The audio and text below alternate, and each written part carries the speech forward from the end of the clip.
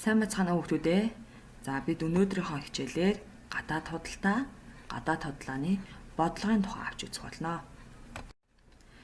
За бид 11-р ангийн эдийн засаг бүлэг сэдвийн үндсэн 5 сэдвээс 3 дахь сэдвийг энэ удаагийн хичээлээр үзэж байгаа гэдгийг хүүхдүүд та бүхэн маань анзаарч харж байгаа бах. За дэлгэцэнд төрийн гадаад эдийн засгийн бодлогын суралцгааны зорилтуудыг хүүхдүүд та бүхэнд харуулсан байна. Анхааралтай уншаад эдгээр зорилтод тулгуурлан мэдлэг чадвар эзэмшиж авах нэ гэж дор бүрнээ дүгнэлт хийгээрэй.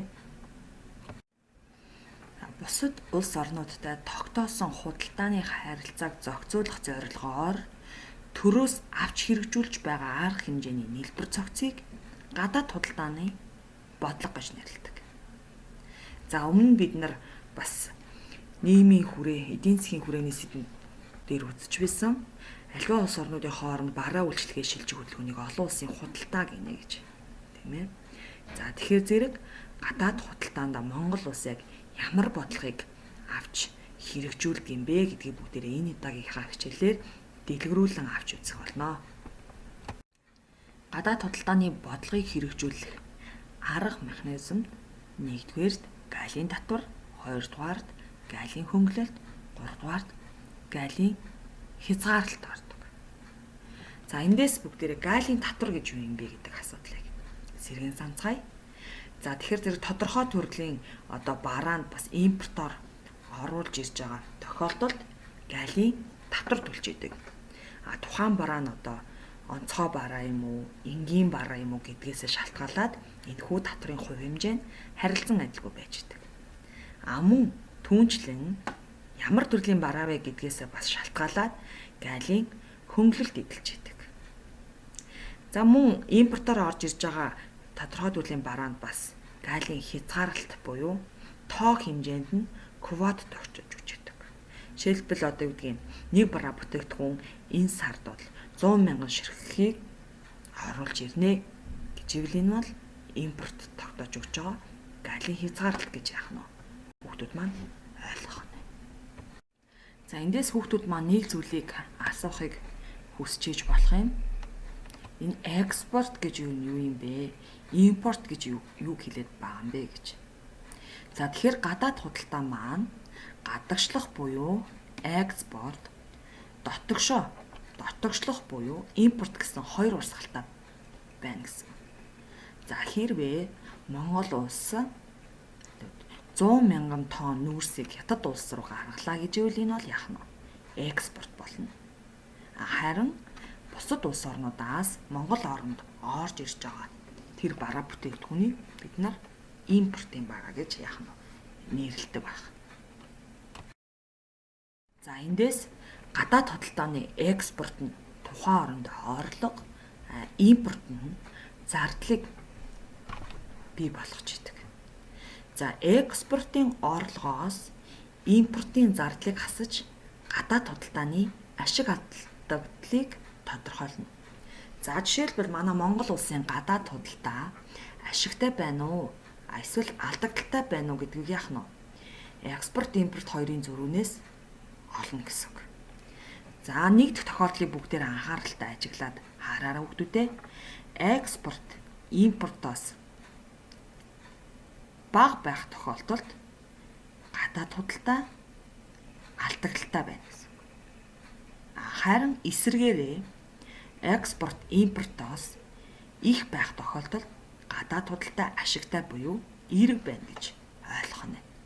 За эндээс экспорт импортын зөрүүг гадаад худалдааны тэнцэл гэж яах нь нэрлэдэг байна. За харин экспорт импорт хоёрын нийлбэрийг гадаад худалдааны барааны нийт эргэлт гэж нэрлэнэ. За эдгээр ойлголтуудыг ялангуяа багшны дэлгэцэн дээр улаанаар тэмдэглэсэн байгаа ойлголтуудыг маш сайн ойлгож аваарай. Энэ маань элсдийн ерхий шалгалтанд ирдэг асуултуудад заавал ирдэг гол ойлголтууд байгаа шүү хүүхдүүдээ. За сая бид гадаад худалдааны тухай авч үзсэн бол одоо гадаад худалдааны бодлогын тухай бүгдээ авч үзье. За гадаад худалдааны үндсэн хоёр бодлогыг багш нь та бүхэнд тайлбарлаж өгнө. Үүний нэг нь буюу нэгдүгээрт гадаад худалдааны хамгаалах бодлого буюу протекционист бодлого гэж. За ажилтар өрсөлдөх чадвараар сул хөгжиж байгаа улс орнууд энэ гадаад худалдааны хамгаалах буюу протекционист бодлогыг хэрэгжүүлдэг. Нэг ёсондоо дотоодынхоо өөрсдийн үйлдвэрлэлийг хамгаалахын тулд гадаад худалдааны саад болох татвар хязгаарлалтуудыг байнга хэрэгжилж идэг гэсэн. За энэхүү протекционист бодлогыг хэрэглэхдээ хоёр арга замаар хэрэгжүүлж болдог. За нэгдүгээрт гаднаас оруулж илж байгаа бараанд ногдуулах галийн татварыг нэмэгдүүлнэ. Жишээлбэл Монгол улс дотооддоо улаан будаа нийлүүлэлтэд хангаж чаддаг байлаа гэж үзвэл гаднаас оруулж ирж байгаа тухайн улаан будааны татварыг нэмэгдүүлж өгнө гэсэн үг. За хоёрдугаар тодорхой төрлийн барааны импортод галийн хязгаарлалт буюу квот тогтоож өгдөг. За өмнө нь бас гарсан байгаа тийм ээ. За тухайн төрлийн барааг яг тэдний ширхгийг оруулна гэж тоо хэмжээнд квот тогтоож өгдөг гэсэн. За тэгэхээр энэхүү гадаад худалдааны хамгаалах бодлого явуулахдаа ихэвчлэн ийм хоёр төрлийн хязгаарлалтыг хэрэгэлдэг байна. За дараа нь багш та бүхэн тэр дэлгэцэнд бас харуулж гисэн байна. Демпинг гэдэг нэг нэр томьёо байна. За энэ демпинг гэдэг нь үйлдвэрлэгчид гадаад орнуудын шин зах зээлд нэвтрэхийн тулд өрсөлдөгчөөсөө доогуур үнээр бараагаа шахаж дараа нь үнэ аажмаар өсөх зорилготой юм төр зүрийн арга хэмжээ байна. Жишээлбэл үүдгийн Монгол улсад зарим нэг бараа бүтээгдэхүүн гаднаас орж ирэхдээ анхандаа маш хямд үнэтэй байж идэг тийм ээ. Явандаа тэр бүтээгдэхүүн маань үнэ өөрөө өсчихсөн байж идэг. Үүнийг бид нар юу гэж нэрлэх нь вэ? Демпинг гэж ойлгох нь. За тэгэхээр энэ гадаад худалдааны хамгаалах бодлого буюу протекционист бодлого маань тэр импортын татварыг нэмэгдүүлэх, импортын квот тогтоох гэсэн хоёр хэлбэрээр хэрэгждэг. Нэгсэндээ тухайн улс дотоодын үйлдвэрлэгчдээ хамгаалах зорилгоор авч хэрэгжүүлдэг гадаад худалдааны бодлого байна. За тэгвэл энэ протекционист бодлогын эсрэг бодлого нь өөрөө чөлөөт худалдааны бодлого байдаг.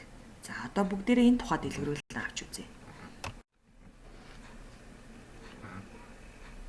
За чөлөөт худалдааны бодлого нь энэ протекционист бодлогын эсрэг бодлого. Өөрөөр хэлбэл гадаад худалдаанд төр оролцох ёсгүй. Төр нь чөлөө зах зээлийн эдийн засгийн жамаар тухайлбал зах зээлийн eerэлт нийлүүлэлт өрсөлдөөний хуулиар хөгжих ёстой гэсэн зарчмыг баримталдаг учраас татварыг бууруулах бусад квотын хязгаарлалтуудыг үгүй болоход чиглэгддэг ийм бодлого байна. За хүүхдүүд та бүхэн маань эндээс энэ хоёр бодлогынхоо гол ялгааг маш сайн ойлгож аваарай. За түүнчлэн бараа гаднаас импортлж оруулж ирэхэд бол бид нар гадаад юм валют хэрэгтэй болно тийм ээ. Нэгсэндээ тухайн улс оронд. За үүнийг тэгвэл эх орныхоо үйлдвэрлэлийн бүтээгдэхүүнийг гадагшаага экспортлох замаар олж авч идэг. Ингээд энэ төв банкнаас тухайн улсын зах зээл дэх валютын нийлүүлэлтийг нэмэгдүүлэх замаар тэр валютын ханшийг нь зохицуулж өгч идэг байна. За тэгвэл бид энд валютын ханш гэж юу хэлдэг юм бэ гэдэг ойлголтыг тодорхойлж авч үзэх шаардлага тулгарч байна тийм ээ. За тэгвэл ханш гэдэг нь нэг улсын мөнгөн тэмдэгтийг өөр улсын мөнгөн тэмдэгтээр худалдан авах үнийг хэлнэ. За жишээлбэл Америк нэгдсэн улсын мөнгөн тэмдэгт болох $1 65 рубльтэй тэнцв. Эсвэл 2400 төгрөгтөө тэнцв гэж ивэл энэ бол юу ах нь хөлтүүдээ валютын ханш байх. За тэгвэл гадаад валютын арилжаа гэж чухам юу хэлэх вэ гэхээр нэг улсын мөнгөн тэмдэгтийг өөр улсын мөнгөн тэмдэгтээр худалдан авах үйл ажиллагааг хэлж байгаа. За үүнээс шалтгаалаад валютын хөрвөх чадвараар нь чөлөөтэй хөрвөх чадвартай валют, хязгаарлагдмал хөрвөх чадвартай валют, хөрвөх чадваргүй валют гэж авч үзэж байдаг. За энэ тухайн ойлголтыг бид нэр сурах хүчиг дээр маань бас өгсөн баа учраас хүүхдүүд та бүхэн маань сэргээн санаарай. За түрүүн багш нь хэлсэн төв банкнаас валютын ханшийг тогтмол барих зорилгоор их хэмжээний валютыг худалдан авах үйл ажиллагааг валютын интервенц гэж нэрлэдэг баг.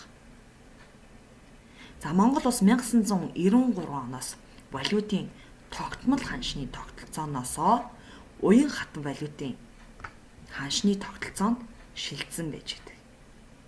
За валютын тогтмол ханшны тогтолцоотой үед ханшийг зориудаар унгаах үзэгдлийг девальвац гэж нэрлэдэг.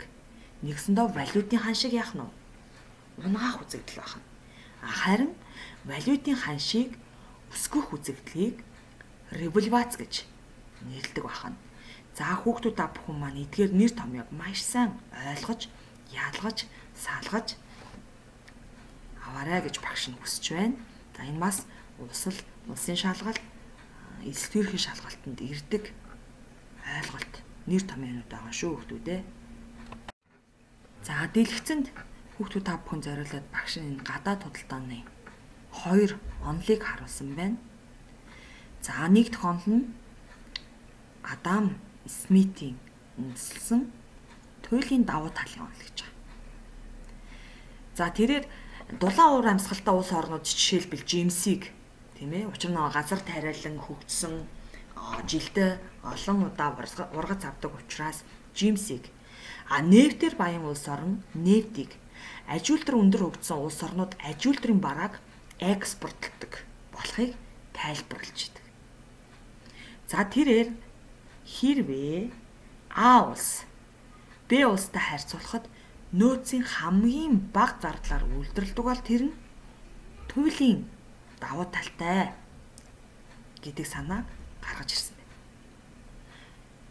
За тэгвэл 2 дахь онол нь Дэвид Рикардогийн үндэслэлсэн харьцангуй давуу талын онол. За энэхүү онол нь тухайн улс тодорхой бүтээгдэхүүнийг бусад улсаас бага алдагдсан боломжийн өртгөөр үйлдвэрлэж байгаа бол энэ нь тухайн улсыг тухайн бүтээгдэхүүний үйлдвэрлэлд харьцангуй давуу талтай гэж тодорхойлсон байна. За жишээ болгож багш нас дэлгэцэнд харуулсан байна. Жишээ нь эмч хүн ангаах нарийн бичгийн ажлыг үнэмлэхүй сайн гүйцэтгэдэг байгээ. Гэвч тэр хүн орлогоо нэмэгдүүлэхэ гэж хүсэж байвал эмчийн ажлаа хийн цалингаа аваад нарийн бичгийн даргаыг хөлсөж ажиллах нь хамаагүй дээр байх болно. За харьцангуй давуу талын онол нь солилцоо болгонд үйлдвэрлэлийн процесс бүрд үйлчилж байдаг онцлогтой байлээ. За бид өнөөдрийнхөө хичээлээр гадаад худалдааг ямар бодлогоор зохицуулдаг вэ гэсэн асуудлын хүрээнд үндсэн 2 бодлогыг авч үзсэн байгаа тийм ээ.